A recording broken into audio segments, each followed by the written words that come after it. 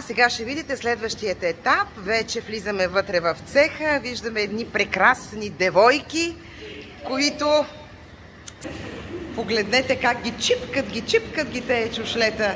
И един мъж сред тях, един господин, който не се бои от такава работа, така наречената българска чушка.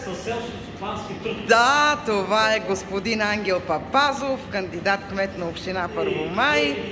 И вижте сега, той е агроном. Не може да оплашиш един агроном с една печена чушка. Не може да го оплашиш. Ето го как и той ги къпе там, мие ги. Ето го целият прекрасен процес. Как е, господин Папазов? Как са чушките?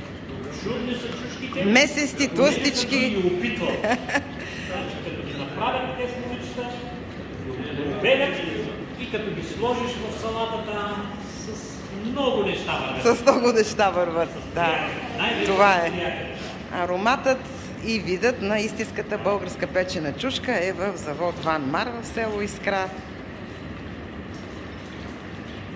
Ето вече крайният процес, преди да отиде чушката за буркана, за стерилизацията и естествено до нашата софра.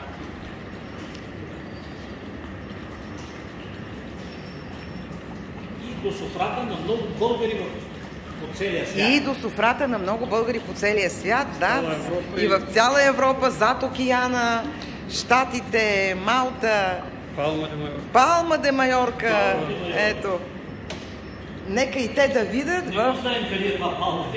Нека в този клип да видят какъв труд, какъв голям труд се полага, за да достигне до тях тази вкусна българска чушка от завод Ван Мар в село Искра.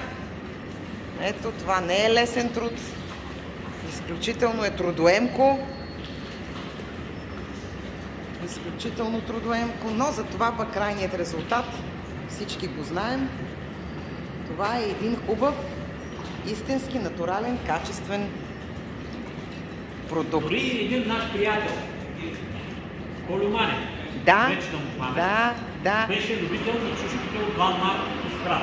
Големият български художник, който живееше във Франция и беше наш приятел, в последното си интервю, когато го попитах какво е за вас България, той ми отговори: за мен България е аромата на печената чушка.